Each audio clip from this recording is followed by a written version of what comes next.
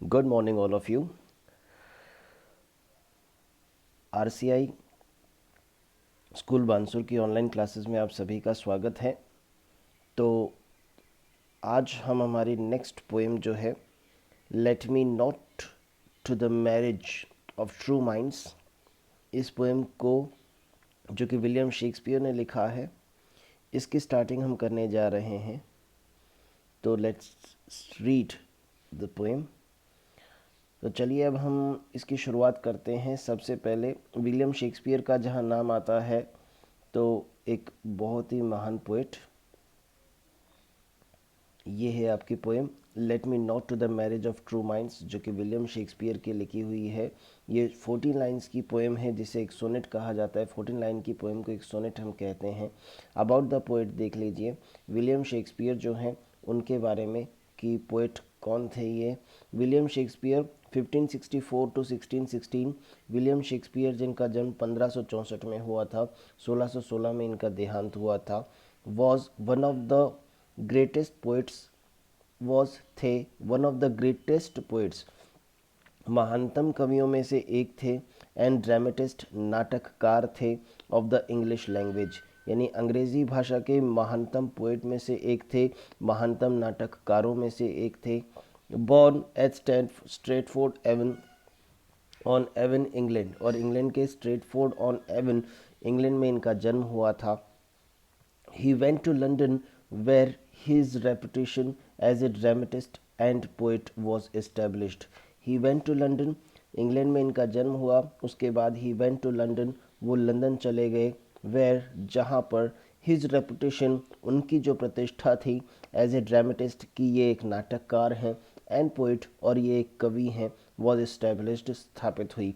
यानी लंदन में जाने के बाद में इन्होंने अपनी पहचान बनाई, वहाँ पर इनकी अपनी प्रतिष्ठा स्थापित हुई और वहाँ पर इन्हें एक पोएट के रूप में और एक ड्रामेटिस्ट के रूप में जाना गया। हिज सोनेट्स, उनकी जो सोनेट्स हैं, जैसा कि एक सोनेट हमारे पास यहाँ पर भी है, let me not to the marriage of true minds, ये सोनेट है। इसी तरह से बहुत सारे सोनेट्स हैं। हिज सोनेट्स, इनके जो सोनेट्स हैं 154 इन नंबर, यानी 154 इन्होंने सोनेट्स लिखे हैं। प्रोबेबली, संभवतया, रिटर्न, लिखे गए थे बिटवीन 1593 टू 1598, 1593 से 1598 के बीच, इन चंद सालों के बीच में ही उन्होंने 154 सोनेट्स लिख डाले, जो कि अपने आप में एक बहुत बड़ा काम है। वर पब्लिश्ड, और इन्हें प्रकाशित किया गया था इन 1602, यानी 1602 में इनकी पोएट्रीज जो हैं, जो सोनेट्स हैं, इन्हें पब्लिश किया गया था।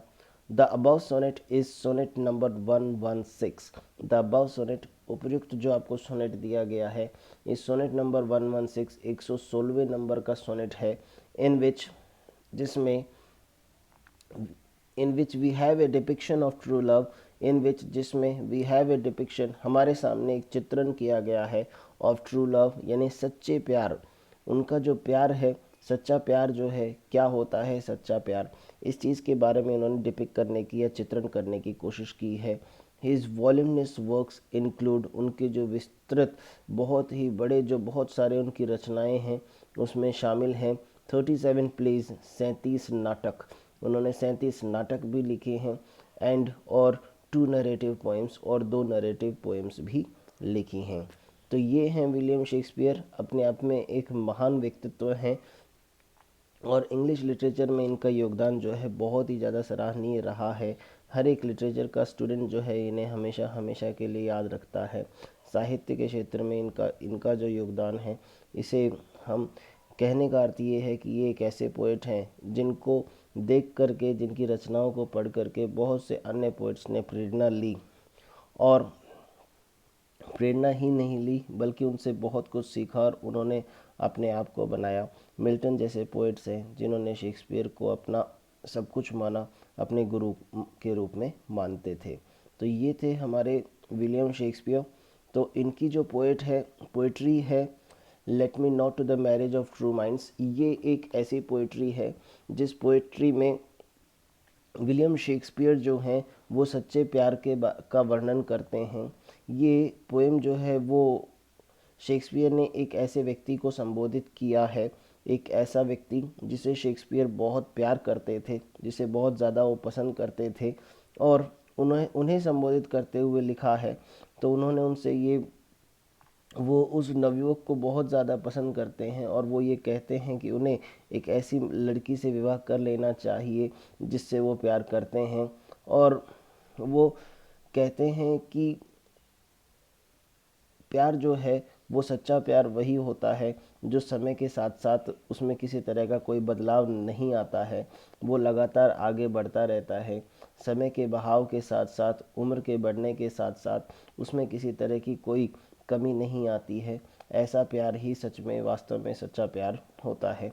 तो सच्चे प्यार की प्रकृति क्या होती है, उस चीज़ के बारे में उन्होंने बताने का प्रयास किया है। यस, तो आगे जो है, अब हम इस पोएट्री की शुरुआत करने जा रहे हैं। हम इसकी अबाउट द पोएट हम पढ़ चुके हैं और उसके बाद अब हम आगे बढ़ रहे हैं। ये आपका फर्स्ट स्टैंजा है। देखिए, let me not to the marriage of true minds admit impediments, love is not love which alters when it alteration finds or bends with the remover to remove। ये आपका फर्स्ट स्टैंजा है, इसको आप ध्यान से पढ़िएगा। देखिए, इसमें पोइट जो है वो बहुत ध्यान से सच्चे प्यार का वर्णन करता है कि सच्चा प्यार कैसा होता है, उसकी प्रकृति कैसी होती है। और वो अपने मित्र को संबोधित करते हुए कहते हैं, let me not to the marriage, marriage marriage यानी होता है विवाह, of true minds, true minds यानी सच्चा मस्तिष्क, यानी सच्चे मस्तिष्क का अभिप्राय यहाँ पर सच्चे प्यार करने वालों से है। तो पोइट जो है वो पहली लाइन में कहते हैं, let me not to the marriage of true minds, यानी ट्रू माइंड्स यानी सच्चे प्यार करने वाले। सच्चे प्यार करने वाले जो हैं वो मैरिज को यानी विवाह को, यानी शादी को, विवाह का जो बंधन है, दो दिलों का एक बंधन होता है, प्यार भरा बंधन होता है। एडमिट इम्पेडिमेंट्स, वो प्यार जो है, जो एक विवाह के बंधन के रूप में आपस में जुड़ता है, जो दो दिलों का एक बंधन होता है, तो उसके लिए पोइट कहते हैं, let me not to the marriage of true minds, कि सच्चा प्यार करने वाले जो दिल हैं वो विवाह को एक बोझ के रूप में, या एक ऐसे बोझ के रूप में या बंधन के रूप में जो कि परेशान करने वाला हो, उस रूप में वो कभी भी नहीं मानते हैं। विवाह को वो कभी भी एक बाधा के रूप में कभी भी नहीं मानते हैं। उनके अनुसार विवाह जो है वो दो सच्चे दिलों का एक मेल होता है, एक मिलाप होता है। तो पोइट कहता है, let me not to the marriage of true minds admit impediments. Admit impediments का अर्थ, इम्पेडिमेंट्स यानी होता है बाधा, यानी किसी तरह की बाधाएं या मुश्किल जो है वो कभी भी नहीं मानी जाती है शादी को। Love is not love, love यानी प्रेम यानी प्यार, love is not love which alters when it alteration finds. Love प्यार, इज़ नॉट लव कि प्रेम जो है वो सच्चा प्रेम कभी भी नहीं होता है।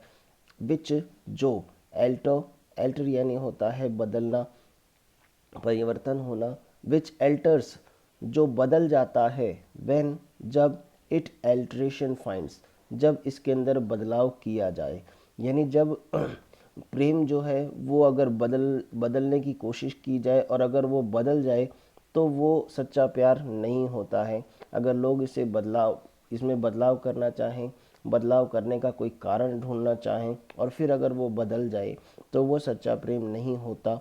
और या फिर bends with the remover to remove, और बेंड्स, बेंड यानी शाब्दिक अर्थ तो होता है मुड़ना, लेकिन यहाँ पर हम कहेंगे यानी किसी के प्रभाव में आकर के कोई काम करना।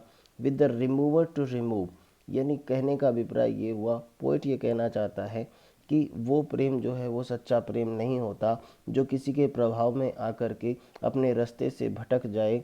यानी कहने का अभिप्राय ये है कि दूसरों के प्रभाव में आकर के एक व्यक्ति अपने रास्ते को बदल ले, अर्थात प्रेम के रास्ते को बदल करके वो दूसरे रास्ते पर चलने लग जाए, तो इस तरह का जो प्रेम है वो सच्चा प्यार बिल्कुल भी नहीं होता है।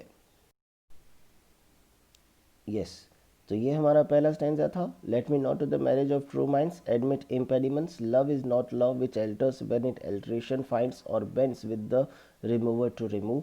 कि कहने का अभिप्राय ये हुआ कि सच्चा प्यार करने वाले जो होते हैं उन लोगों के अनुसार प्रेम जो है, शादी जो है, विवाह जो है, वो एक तरह का कोई बोझ या बंधन नहीं होता है, उनके लिए किसी तरह की कोई बाधा नहीं समझी जाती है। और वह प्रेम सच्चा प्रेम नहीं होता है जो अगर बदलने की कोशिश की जाए तो वो बदल जाए, अगर उसके अंदर कोई और बेंड्स या फिर वो मुड़ जाए एक ऐसी जगह पर जहाँ पर कोई व्यक्ति उसे मोड़ना चाहता है, अर्थात किसी दूसरे के प्रभाव में आने के बाद में अगर कोई व्यक्ति अपने रास्ते को बदल लेता है, प्रेम के रास्ते को बदल लेता है, उसके प्रेम में अगर बदलाव आने लगता है, प्रेम की प्रकृति बदलने लगती है, तो वह सच्चा प्यार नहीं है।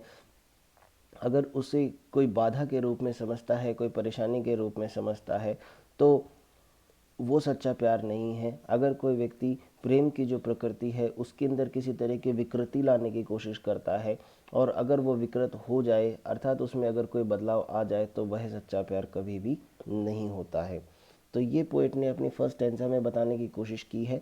इसके बाद हमारा जो नेक्स्ट स्टैंजा है उसकी तरफ आगे बढ़ते हैं हम। O no, it is an ever fixed mark. Oh no, it is an ever fixed mark that looks on tempest and is never shaken. It is the star to every wandering bark, whose worth is unknown, although his height be taken. ये जो poem है, इस poem का जो second stanza है, इसके अंदर poet क्या कहते हैं, पोएट आगे अपने उस प्रेम की जो प्रकृति है उस प्रकृति का वर्णन करते हुए कहते हैं, ओ नो, अरे नहीं, इतना ही नहीं, it is an ever fixed mark. It is an ever, ever यानी होता है हमेशा, हमेशा के लिए, फिक्स्ड मार्क यानी होता है कि स्थायी निशान। कहने का अभिप्राय ये है, यह एक प्रेम जो है वो अटल है, यानी एक ऐसा निशान है जो हमेशा हमेशा के लिए स्थिर रहता है, कभी अपने मार्ग से हटता नहीं है, अपनी जगह से हटता नहीं है। तो प्रेम की तुलना जो है उस ध्रुव तारे से की गई है, वह ध्रुव तारा जो अपने जगह पर स्थायी रहता है, कभी वहाँ से हटता नहीं है। तो पोइट कहना चाहता है it is an ever fixed mark, कि यह एक हमेशा हमेशा स्थायी रहने वाले उस ध्रुव तारे के समान है। वह ध्रुव तारा that looks on tempests and is never shaken. That जो, ये जो है, ये जो दैट है, ये उस ध्रुव तारे के लिए आया है। That looks on Tempest, Tempest यानी होता है तूफान, समुद्री तूफानों के लिए आया है। दैट लुक्स ऑन टेम्पेस्ट, जो हम सभी तरह के समुद्री तूफान जो होते हैं उन तूफानों का सामना करता है, उसे लगातार देखता रहता है। एंड इज़ नेवर शेकन, और वो कभी भी अपने मार्ग से हटता नहीं है। कहने का अभिप्राय ये हुआ कि उस प्रेम को उस स्थायी, उस अटल ध्रुव तारे से उसकी तुलना की गई है कि प्रेम जो है वो भी तमाम बाधाओं का सामना करने के बाद भी अगर वो अपनी प्रकृति में किसी तरह का कोई बदलाव नहीं लाता है, तो वही सच्चा प्रेम होता है। बिल्कुल उस तरह से जिस तरह से एक ध्रुव तारा जो होता है, वह ध्रुव तारा जिस तरह से तमाम समुद्री तूफानों का सामना करता है लेकिन फिर भी अपने मार्ग पर अटल रहता है। इट इज़ द स्टार, तो पोइट आगे कहते हैं इट इज़ द स्टार, यह एक ऐसा तारा है, अर्थात वही कि प्रेम जो है उस ध्रुव तारे के समान है। To every wandering bark, every यानी प्रत्येक, वॉन्डरिंग यानी भटकती हुई, बार्क यानी होती है नौका, नावें, यानी प्रेम जो है उस ध्रुव तारे के समान है। जिस तरह से एक ध्रुव तारा तमाम जो जितने भी तूफान होते हैं उन तूफानों का सामना करता है लेकिन अपने मार्ग से कभी भी हटता नहीं है, और वह एक ऐसा तारा है जो प्रत्येक भटकती हुई नौका को क्या करता है, रास्ता दिखाता है, अर्थात उसे सही दिशा दिखाने का प्रयास करता है। बिल्कुल उसी तरह से जैसे कि एक नौका जब समुद्री तूफानों में भटक जाती है तो एक सही दिशा की प्राप्ति के लिए ध्रुव तारा उसका मार्गदर्शन करता है। बिल्कुल उसी तरीके से हम यहाँ कह सकते हैं, पोइट ये कहना चाहता है कि बिल्कुल इसी तरीके से जितनी भी रूहें हैं, यानी जितनी भी आत्माएं हैं, वो आत्माएं जो गलत दिशाओं में भटक गई होती हैं, उन भटकी हुई आत्माओं को एक सही दिशा देने का काम जो है वो प्रेम करता है। यानी प्रेम उन भटकती हुई रूहों को, उन भटकती हुई आत्माओं को सही रास्ता दिखाने का काम करता है। इसीलिए प्रेम जो है वो भी उस ध्रुव तारे के समान अटल है, स्थायी है, कभी भी अपने रास्ते से हटने वाला नहीं है। नेक्स्ट लाइन में पोएट क्या कहते हैं, whose worth is unknown, whose worth is unknown although his height be taken.